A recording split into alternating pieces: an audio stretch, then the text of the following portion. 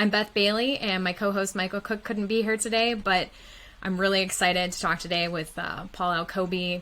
In most of our prior episodes, Michael and I have talked about more big picture issues, and today we're going to drill down into the case of a former Afghan Special Forces member and high-value target who remains in Afghanistan and whose life is now at incredible risk because of the Taliban's new fixation on finding and targeting former Afghan military personnel. Paul was an emergency medical technician for the United States Air Force between 2012 and 2016. After leaving the Air Force, he worked as a tactical medicine instructor and a DoD contractor, and he now works as a video, digital production, and social media marketing specialist.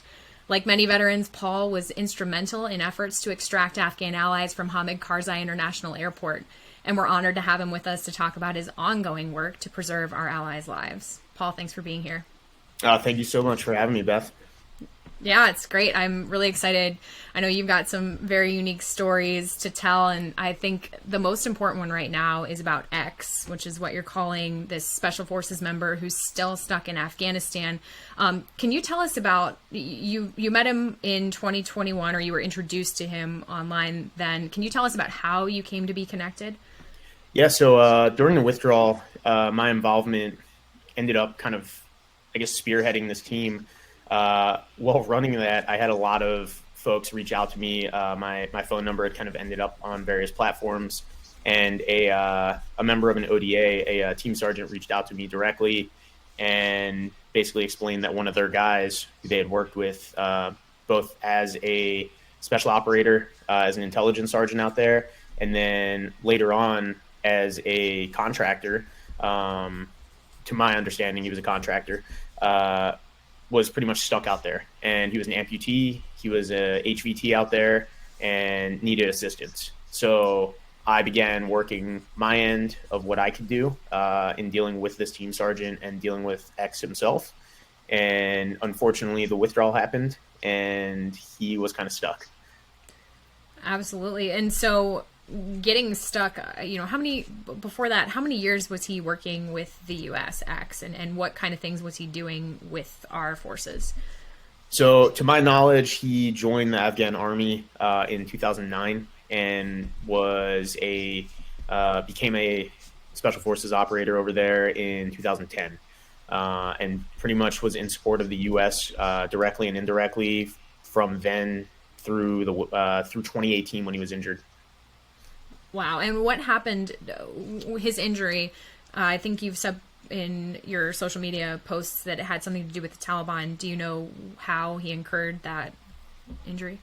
Yeah, so he had been threatened multiple times, dating back to 2014 when the Taliban approached his neighbors and told them.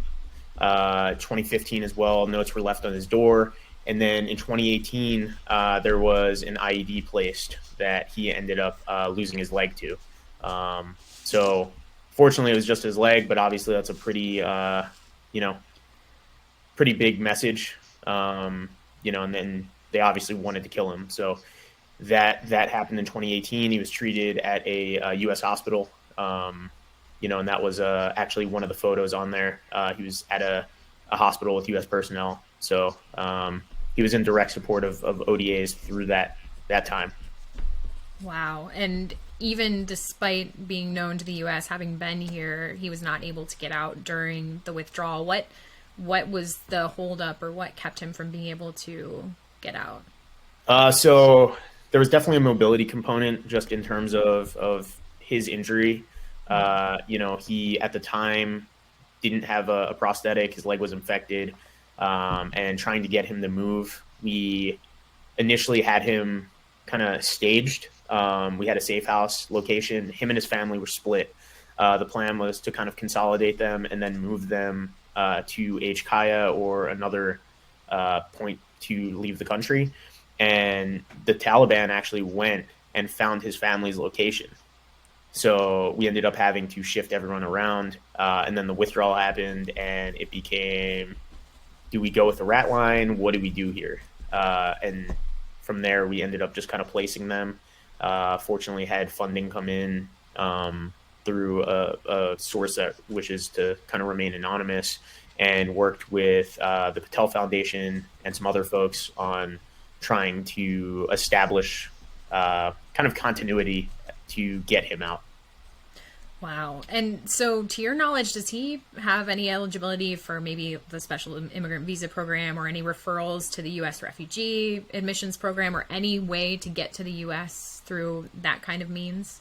So as of right now, which thanks to one of your contacts, actually, we did establish that his SIV application is pending, and it does look promising, which is great, because to date, we haven't heard anything on it. I kind of removed myself from the situation due to my own personal matters, but to date, we were pretty much under the impression that the LOC that was put in there was not adequate and that he was just in a holding pattern. But now it looks like the SIV application just has not been reviewed. Okay. And that's something that I actually just got an update today that it looks like the SIV program is still going to be in deep trouble with, I think there's some issues with IRAP and the U.S. government. And I just heard that those with COM approval, it's still going to take 3 years to process them from this point. And I mean, imagine that somebody who has COM approval, which is just the first step of the SIV program, now knowing that they have 3 years to wait. It's so devastating. And so that leads me to X's current situation. And so you mentioned that his prosthetic was infected at the time of the withdrawal. What happened with that? How do you get help for an infected prosthesis or an infection in an amputated limb when you are stuck in hiding in Afghanistan? Fortunately, some of the organizations that were involved had resources locally that were able to help throughout. So he has received medical care when needed. Recently he did have to have a surgery, which I know was an incurred cost, from my understanding of roughly $400. So we still have donors that are obviously heavily involved and, super grateful for those folks willing to step up, especially for someone they've never met. But these folks were kind of placed in this situation by the U.S. ultimately, right? Like we kind of showed up on their doorstep and we're like, hey, can you help us? So it is our responsibility. And while it may not be the individual's responsibility, I'm very grateful that people are stepping up, since unfortunately we have people within our political system that won't step up. And that's kind of how he's been receiving care at this point, is just people willing to fund it. That's really incredible. And I know there are so many groups who are doing that. We talked to Leslie Merriman, who's got donors who are hosting big medical events in communities that aren't getting care because of various issues. And I know that there are other HVTs that we have in safe houses who are similarly getting covert medical care. And that's so important to keep supporting these people because, like you say, our government has stopped doing that. And during all of this, the Taliban haven't stopped threatening X. Is that true? No. I mean, he definitely was. He's definitely on their list. I mean, he's one of those people that, he took the fight to the enemy. I have been sent tons of photos, videos. I've talked to operators that have met him in person, and he did his job and did it well. So most recently, from my understanding, he did have a family member that was kind of taken for a few days and interrogated. Fortunately, they were released, but that information was kind of sent to him through a third party, and they don't know where he is. And fortunately, that's a good thing. They don't know where he is. We're trying to keep him as safe as possible, and hopefully speaking more about it actually helps get the correct people involved so that he doesn't have to be in danger much longer. Sure. Yeah, that would be ideal. I can't imagine, especially in a country like Afghanistan where families are so close-knit, extended families are so close-knit, not being able to tell your own family member just rolled them up. So how is he doing mentally being stuck? I mean, this is a man who was an operator and used to doing difficult physical things, and now he's living in a safe house. How is that mentally for him? I would say he's doing as well as he can with the situation. I can't imagine being confined to a bedroom or a basement or wherever they're at that is a small confined space with multiple family members for well over a year. We all did it with COVID at some point, but we still had freedom of movement, and he has none of that. So he's doing the best he can, but at the end of the day, I completely understand his worries. He's worried really about his safety, his family's safety, and being able to protect them. And he's not as mobile as he was. So I definitely worry that he feels like he may be a liability. That's hard to say from my end, but I do know he's definitely prepared for what he needs to be prepared for. So, well, we definitely hope that he can get some help, get out of that situation, get evacuated. It's very disconcerting. I've heard through a lot of other volunteers, I'm glad that X has an SIV application underway, because I've heard that so many Special Forces personnel don't have SIV applications, don't have anybody advocating for them, don't have any means to get to the U.S. And I'm just, your thought on that, you've worked with X, you've helped some special operators get out of the country. Can you think of any reason why special operators who worked shoulder to shoulder with our forces and who we've trained to be the best of the best in the Afghan military, why they should not be allowed to come to the U.S.? Unfortunately, I think a big component of it is maybe the lack of documentation on certain aspects, right?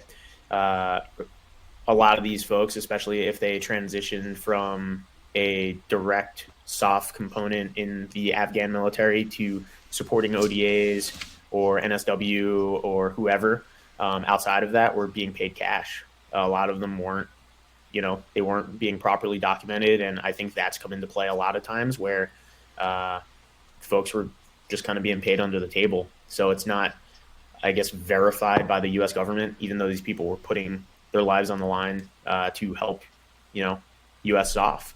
So that's something I've run into. There's also there's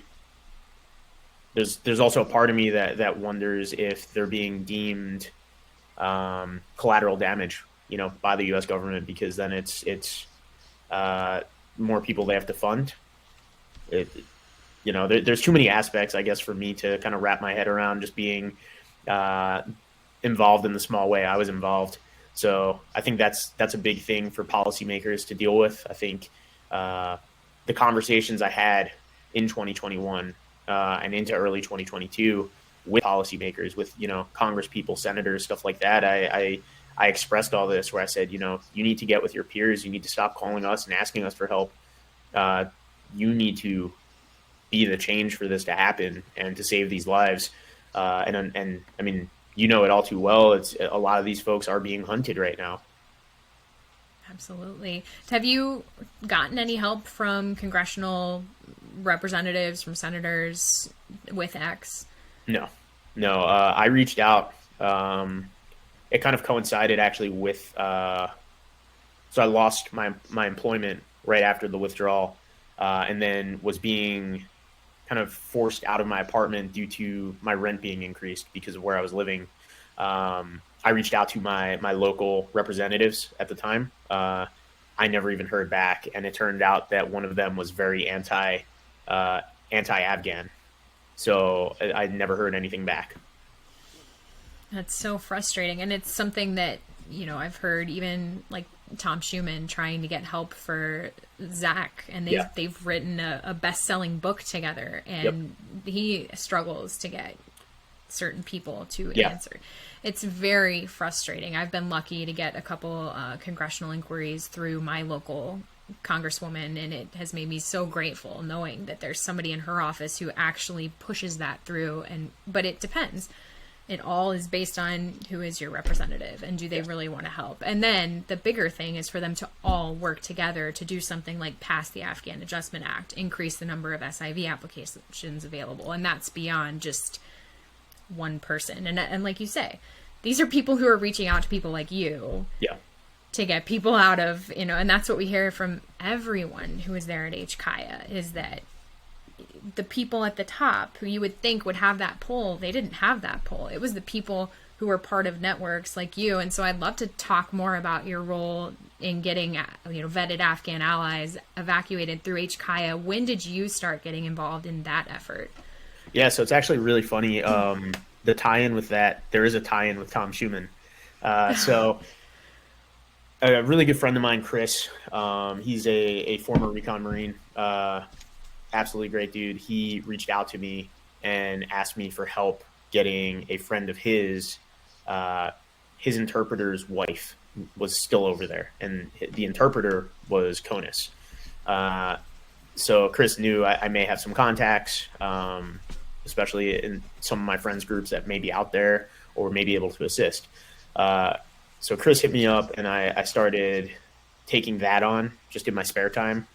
From there, I had seen a post by Tom Schumann on his Instagram, and it was about Zabi. And it was basically like, if I remember correctly, it was a post of Corey Maza's, and it basically was seeking assistance and helping to get his interpreter Zabi out. So I messaged Corey directly. I said, hey, I may have some resources available. What can I do to help? And then he linked me in with Zabi as well. So that was a whole WhatsApp. The Afghans primarily use WhatsApp. So I'd be on Signal with Corey, WhatsApp with Corey and Zabi together. And then Zabi was the first Afghan that I assisted getting out. And it just snowballed from there to where I was I was on Signal nonstop, was taking PTO at work because I also just hated my job at the time. But ended up, PTO at work and just diving in pretty much 22 hours a day to help.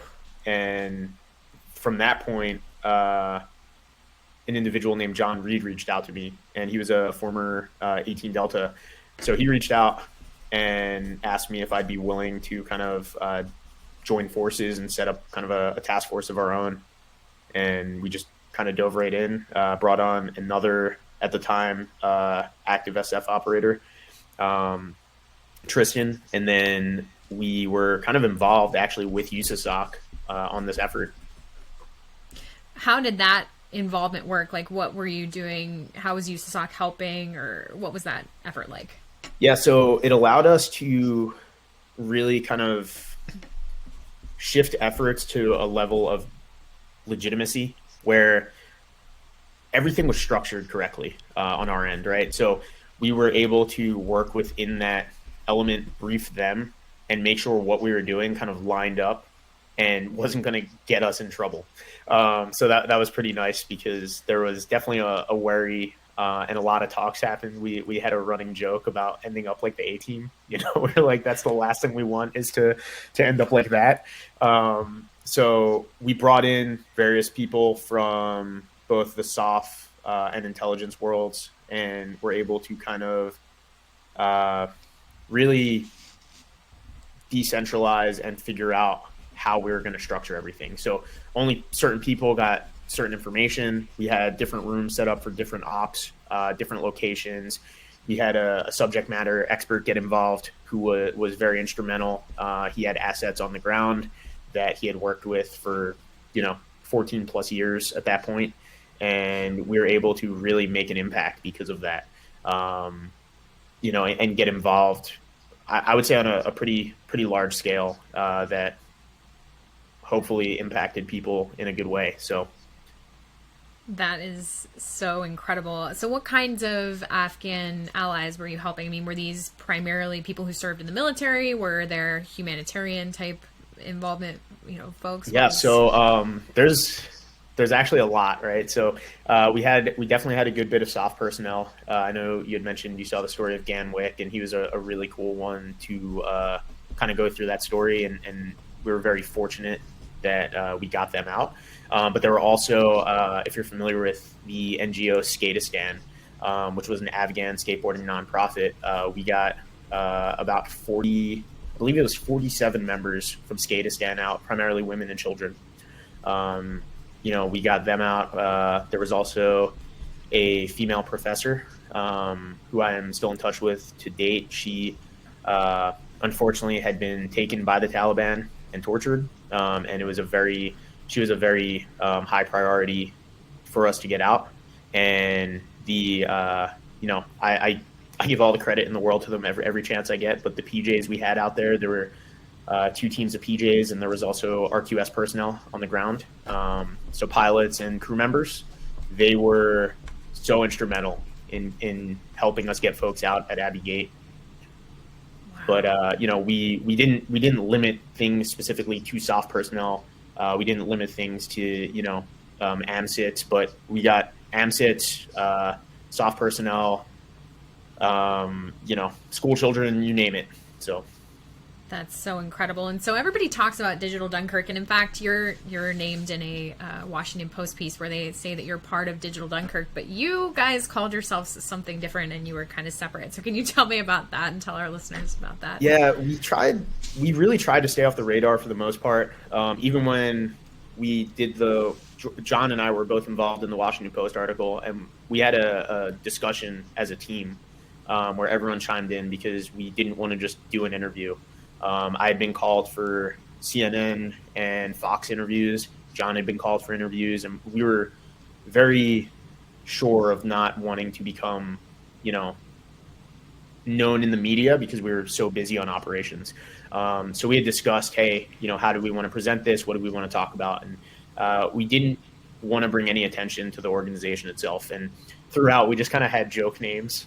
So I know we were named in the Senate hearing as Task Force Owl Peyote. So that was like one of the names. And then really we just kind of called ourselves the network because, we would constantly refer to it, be like, oh, let me get with the network and kind of see, or it would just kind of grow over time. And everyone knew everyone. So we didn't have any of the issues that other organizations had of people infiltrating our chats or anything like that, because everyone was vetted prior to being involved. So we were kind of happy that we kept it the way we did. I might have a tattoo of it soon because it's just hilarious. But it's just been a running joke for the longest time and then the Senate hearing came out and it was, Task Force Al Peyote. But we had no official name. So. Oh, that's so fun. Yeah, the owl peyote thing cracks me up. Yeah. You mentioned that you did evacuations through Abbey Gate, but you also did them through Blackgate. And so I don't think there's been much, I certainly haven't seen much about Blackgate and the use of it. So can you tell us about what was it like using that? What were the obstacles? Just, the optics of Blackgate. So Blackgate was a really interesting experience. Abbey Gate was amazing. Obviously, for rescue efforts, and then obviously a very tragic incident there. But Blackgate was one of those kind of hidden gems of sorts. I fell into through a PST individual I know that had been in country supporting, a pretty high-vis individual. I fell into meeting a conventional soldier that was on the ground. Absolutely great dude, nicknamed Nate, and he really was instrumental in saving countless lives. This dude worked his ass off nonstop. If I needed something done, I would hit him up about it. He would relay it to his command, kind of see if it was feasible, and was able to really make a difference. It did present its own host of issues. There were a few people that had shown up there that were quote unquote like VIPs and stuff on the American side that kind of caused chaos at the gate. And some people know that story, and it definitely, NDS would start throwing flashbangs like crazy and shake up the entire crowd to where we had a personal friend of John's at the gate. John and Tristan both knew this individual. They were the first family at the gate, and NDS just started lobbing flashbangs. Chaos happened. Everyone dispersed, and we had lost them for hours when they were like the next people to get in. So there were a bunch of weird stories like that, but Blackgate was a huge success for us especially because of Nate and some of the other individuals that we were able to kind of work with there. One of the biggest ones I would say was, we nicknamed him Ganwick. He was a soft operator. And the way that kind of played out was an individual from a partner nation's intelligence agency reached out to a friend of mine who was involved with the network, who was a former GRS operator, and said, hey, we have a very important individual that we need to get out. However, he is in Kabul and doesn't have transport to the airport. Do you guys have any way of getting him there? Another individual who was involved with us, who funded a bus with a local driver, had just reached out to me asking if he could get the bus into the airport. And I kind of took this as a way to merge worlds, since everyone was vetted, and basically told the individual from the partner nation's intel that, hey, if we can get your guy on the bus, can you get the bus in the gate? Since everyone was vetted, there were Afghan operators on the bus providing security as well, and it managed to work out. So during this, we set up a meetup point for the bus and Ganwick and his family. As that was playing out, a Taliban hit squad showed up at Ganwick's house. To our knowledge, it was, 3 individuals hopped out of a truck, showed up at the front door, and he grabbed his AK and did what he needed to do to get out of there while he was wearing a black sequin shirt, which is just amazing. But, obviously a pretty traumatic incident. And I remember the proof of life photo, you could tell like they had been through it. But basically we set up that meet point. He linked up with the bus and they rode, managed to somehow bypass all the checkpoints. And we got them to Blackgate. As this was also happening, a ranger also involved with the network had reached out to me and said he had a bus, and I thought it was the same bus. And there was another HVT on that bus that was very important. Managed to get both those buses bundled together and get them in. We had a OGA operator who did a link up with our guy Nate, and they were basically able to do a handoff of Ganwick on the ground once Nate pulled them off the bus. So that was an instance where Blackgate managed to get in close to, I think, 150 people at once, just because we had the capability to bring vehicles in there. Wow. And you couldn't bring vehicles in at Abbey, correct? They had, no. Most people were coming in through the sewers and canals outside. Yep. Yeah, they were being pulled up over the wall over there. At least on our end, that's how the PJs that were on the ground were primarily pulling people over the wall. Okay. One of the things, I'm sure, did you see the congressional hearing where there were just some heartbreaking testimony about Afghans killing themselves on the walls? The razor wire, yeah. Yeah, I mean, did you see, were you guys party to anything like that, just the desperation that was going on at the time? We had been told. Of instances of that. We obviously knew about the Taliban murdering people on the spot there as well, or dragging people off. We were pretty fortunate. Our biggest goal, I think I can say collectively, was to make sure no one got killed, and we achieved that. With no one we were escorting in getting murdered. So that was a very, in a way, it's a very hard pill to swallow, though, because we do know that there are people that unfortunately didn't have a chance. And that is a tough thing. But yeah, I mean, we heard of countless people being trampled. We had people, I know the Skatistan group we had, they were all huddled together. And fortunately they were able to kind of protect themselves that way. They would just, stick together in a big group. And that was very smart on their part. We had, I know Zabi experienced a lot of rounds flying over his head. He was beat up by the NDS. So everyone there was violence around every corner there. And I think anyone that got out alive was very fortunate. What was it like knowing that obviously you were sleeping 2 hours a night, so this was something that was so important to you. Was that part of what was motivating you, or was it just like Yeah, I don't even know if I was sleeping. There was a point. There was a point where I think I'd been up probably close to 5 or 6 days. I just couldn't sleep, and I would just hop right back on my computer because I just couldn't sleep. And I finally went to sleep at one point. I woke up. I had just received a phone call when I was going to bed, and I called Tristan because it sounded to me like the guy was going to die, and he was at Abbey Gate. And he then got out. I don't even know how this guy got my phone number. He sent me all his documents. I looked through them, and I was like, okay, like, let me see what I can do. And then he managed to get out, and I went to sleep right after that. I think it was probably about 6:30, 7 in the morning, went to sleep for 2.5, 3 hours. I woke up, and I always tell people this. I've never been to Afghanistan. My only tie to Afghanistan was working on people wounded in Afghanistan and Germany, and working on some ANA folks when they were training in San Antonio or they would come to Germany. That was it. And I woke up after like 3 hours of sleep and was pretty much hallucinating, thinking I was in Afghanistan.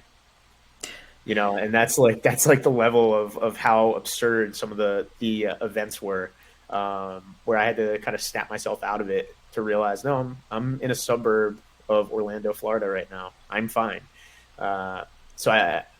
It's kind of a crazy experience to think about because I've dealt with sleep deprivation and stuff like that previously, but being thrust into that situation and not being able to relinquish any type of control because you care so deeply. These are our fellow humans, and they're essentially being hunted, and there's a timeline on it, which was the weirder part. So anytime you gave up, you felt like you were losing time, and you weren't going to be able to get everyone out.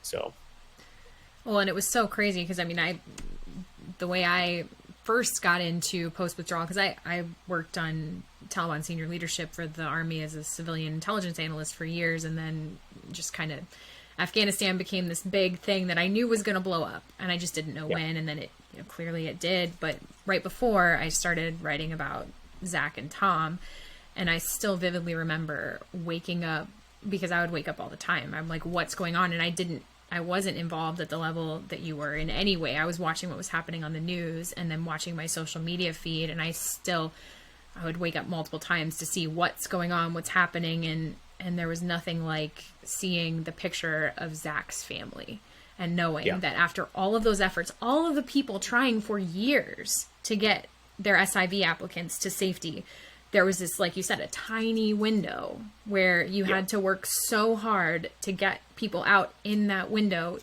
in the middle of all of this very scary, the crush of humanity and people trying to escape. And so, it was I cannot imagine what it was like to live through that and not sleep and have this huge pressure on you. And to think that, I said this when we talked to Chris and Dan, and I guess, we talked about if you guys hadn't done things like that, just imagine what would have happened. I mean, who would have gotten out if there weren't veterans and volunteers back on signal doing all that work?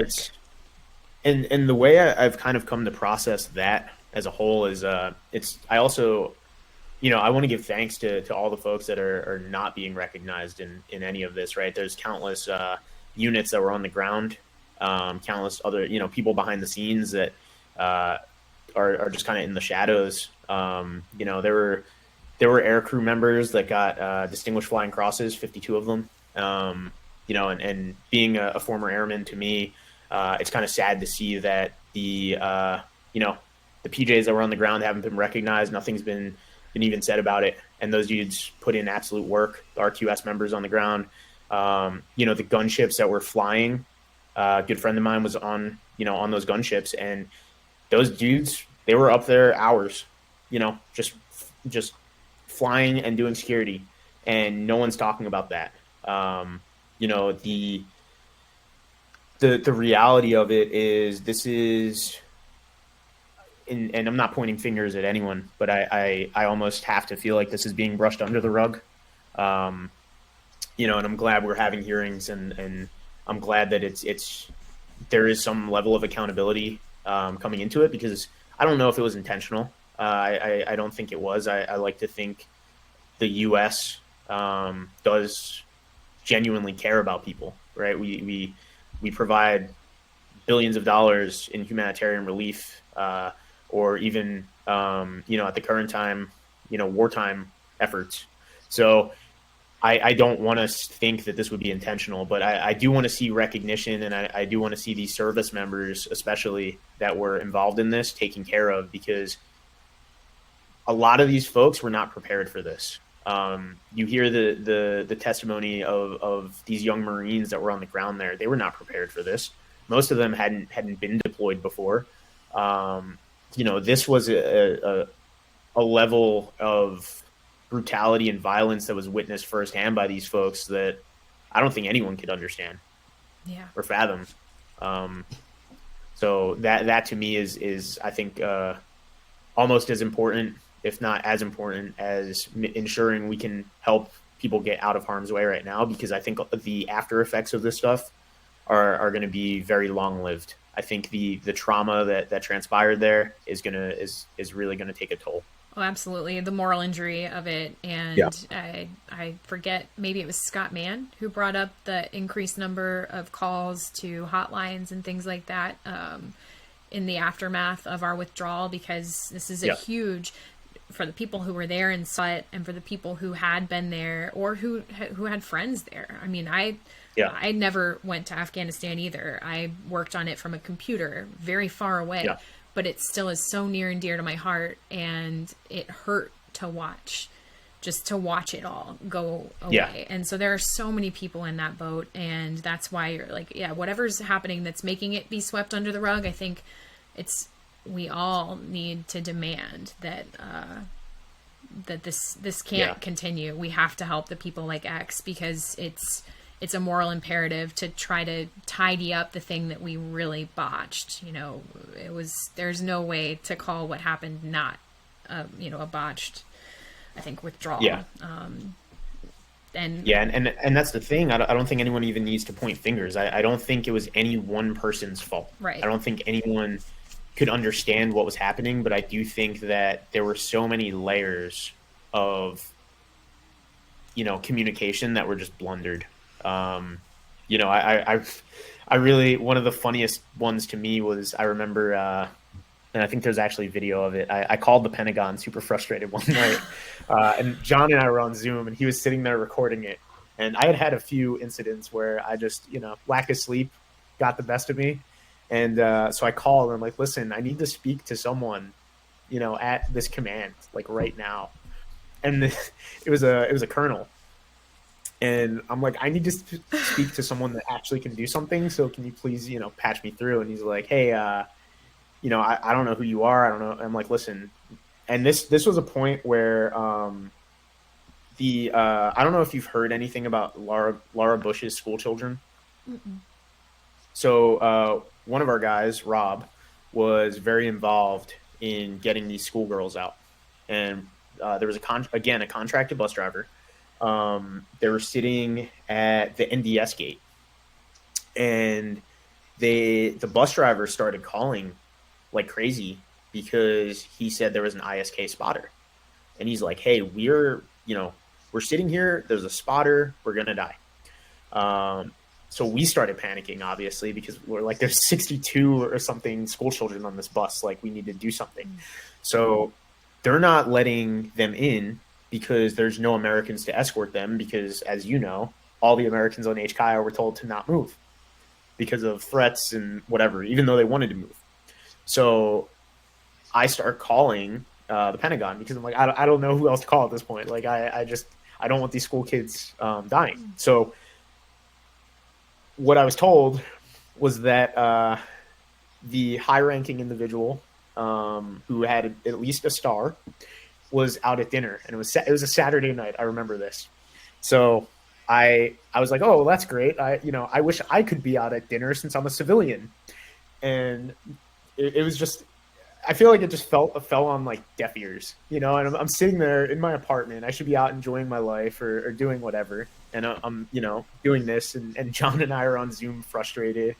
I don't think I had changed my clothes in a few days. Like, And it was just so baffling to me that the entire time there's just no one, there was no one that you could really count on. And then to be getting phone calls from people in those positions of power asking for help.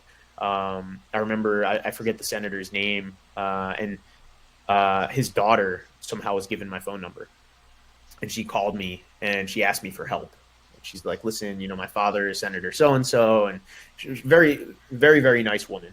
And I sat there and I was like, listen, I'm sorry, but your father and his peers need to do a better job, because you're calling a veteran who you don't know, and you're asking veterans and other people for this support when you don't know our level of trauma. You don't know what we're going through, and you're all dumping more trauma on us. And she understood exactly what I meant by that. But that's just how the dice were rolled the entire time. Was, oh, let me call this person and ask for help because of whatever. Or the other fun phone calls were the ones where they're like, we want to help our constituents. I'm like, well, do your constituents even know this person? Or are they friends of friends of friends? Because it doesn't sound like your constituents or you even know this individual. So that's so frustrating. And, we've seen it. It's continued, that heaping of all of these things onto veterans and just random civilian volunteers to it. It's continued because I'm watching Lark Escobar. We had her on the show before. She spends more than 60 hours a week working with Afghan Evac, which is a U.S. government-sponsored entity that gets people out of the country for free. She doesn't get paid. It's constantly, just at the forefront of her mind. We've got people like Duke at Operation North Star, or Ben Owen at Flanders Fields. Just all of these veterans who have lost so much money, marriages, because they're continuing to funnel themselves into this thing that should be taken care of by our government. And so that, I guess my last question for you would be, you don't even know X, and now you're being pulled back in because X is still stuck.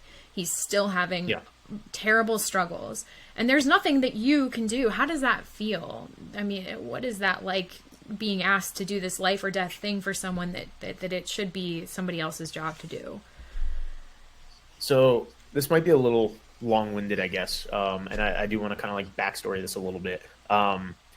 So my involvement with X kind of came to a halt because of my personal struggles. I realized that, so shortly after the withdrawal, I'd already been having issues at my previous employer. Right after, what was crazy was the CEO of the company had gone on a retreat with a wounded warrior. I was good friends with the CEO of the company, and I noticed he posted an Instagram, a photo on Instagram. And I looked at the photo, and I instantly knew who the wounded warrior he was with. The wounded warrior he was with was a patient of mine, who had actually been wounded in Afghanistan. He was a Green Beret 7 Special Forces group, and his teammate had been killed in 2014, if I remember correctly. So I instantly saw that photo, and I worked on this individual in the ICU when we received him in Germany. He was in very rough shape. And it definitely kept me up. Like that was something I carried with me for a long time, was that specific case. And to see that stirred up a lot, especially right after the withdrawal. And a lot of my trauma kind of started to show after that from years past, of stuff I just, pushed down.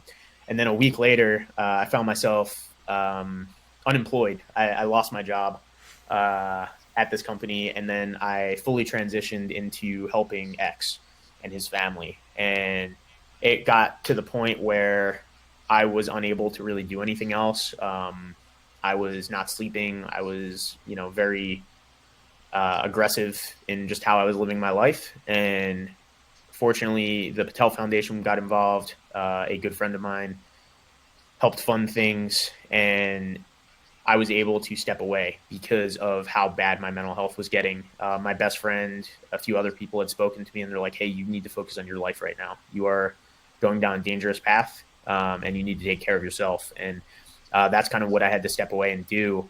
And then it was good I did, because my mother ended up becoming extremely ill and almost passed away. So I ended up taking care of her for 5 months. So right now I'm at a very weird crossroads, and X reached out to me in a way he would, especially being an intelligence sergeant, would have never reached out to me unless he needed help. So for me to receive that form of communication and realize that he is in that position where he would take a risk like that, it speaks volumes to me. And, I feel like I do need to advocate for him at whatever level I can. So now it's, if I need to, do interviews or need to speak on his behalf to try and help them, I will, because I don't know how else to get them out. Other people I had advocated for, there were individuals involved with USAID, a lovely woman. She was a professor, and her husband, who worked for USAID. They did not receive any help from USAID, and my recommendation to them was to go to a third-party nation, a smaller nation, not in NATO, and they did that and were able to seek asylum that way. But in this case, I don't know how else to intervene other than U.S. government involvement, because of the scale, that he is at in terms of how valuable he is. Absolutely. He's very lucky to have you. And it's so, it breaks my heart to hear that you're being asked to do that in the midst of all these other things going on. I can commiserate, as I am going through a rather crazy time myself, and it's really hard. And at the same time, it's so important. And if it weren't important, I don't think there are a lot of people who are being pulled in all those directions at once. And I'm very glad that you're doing what you're doing and taking care of yourself too in the midst of all of that. It's really important. I appreciate it. Yeah. And I can't even imagine how burned out there are folks, including X's current handler. They've been working on this night and day since, and I can't imagine the level of burnout they're dealing with and the level of frustration they're dealing with. I fortunately had people in my corner to tell me to take a step back. Otherwise I'm not sure where I'd be. Yeah. But it's funny. I actually was seeing a therapist at the VA for chronic pain, to kind of help me work through strategies of dealing with that. And, my second to last session, I was speaking to her, and I kind of brought up, I hadn't been in a place where I had the capacity to speak about some of this, and she had no idea. And it came up, and she's like, what? Like, now you mention this? And I was like, you don't Google your patients? Like, and she's like, what do you mean? I'm like, I Google everyone personally, especially after the withdrawal. I Google everyone. But she looked it up, and then I had my last appointment with her, and she's like, I read up on you. And she's like, why would you not mention this? Like, there was too much other stuff. Right. But I can't, like I said earlier, the amount of trauma that people are carrying with them from this, even at a distance, right? Because you're dealing with the inner workings of people's lives. You're seeing the disparity and the just amount of will to live. Yeah, it's hard. Oh, yeah. And then taking that into your life, it's going to create rifts. It's going to create issues.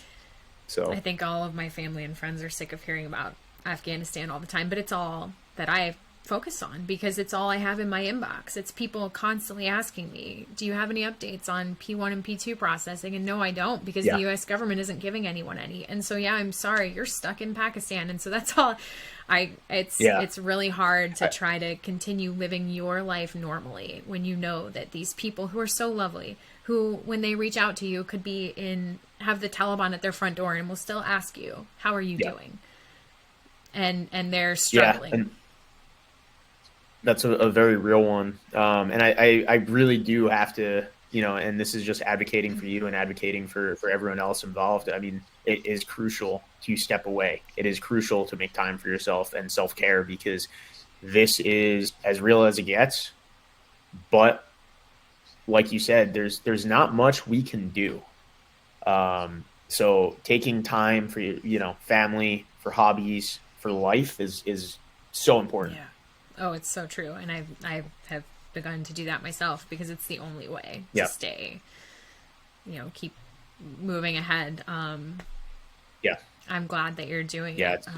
And I'm glad that, we're all still making the time to make sure that everyone's going to be okay, and pushing forward, and trying to get other people involved too. I think that's the important thing is, we've had 20 years of this war, and most of us didn't have to actually see anything of it. I mean, you obviously did in a very intense way, with people coming off the battlefield with horrific wounds and you watching that. But most Americans didn't really have to experience the war. And so they didn't get to know Afghans and get to understand their struggles. And I think we are told that it's this very complicated problem set. And yeah, it's definitely complicated, but you can understand it. And these are humans. I mean, we watched Ukraine, and the U.S. opened its doors to Ukrainian refugees. Let's open our doors to Afghans too, and have a heart for these people who have been welcomed in and who will continue to be welcomed in. And I think that's important. I think, to just kind of hit on that a little bit, I think there's actually a component there that I heard recently. It was actually on the Sean Ryan podcast. It was with I don't want to botch his name. He was a CAG operator, and he was involved in Mali. But he spoke about something that kind of made sense to me with America as a whole. And basically, he was saying how when he was involved in the Mali hotel attack, and he was clearing the rooms looking for Americans, it dawned on him that everyone in that hotel was in Western dress, and everything he had done previously, everyone was in traditional, Afghan garb, Middle Eastern clothing, stuff like that, hijabs, and that affected him so greatly. And I think we as Americans do that in general. We do that with, third world countries all the time, where I don't subconsciously, I don't think it's a conscious effort, but I think we not necessarily look down on or anything like that, but we don't consider it the same as us unless it's hammered in the media. And, the media is kind of controlling the narrative on this, where you hear about it every so often, but no one's deep diving this and why it is so important.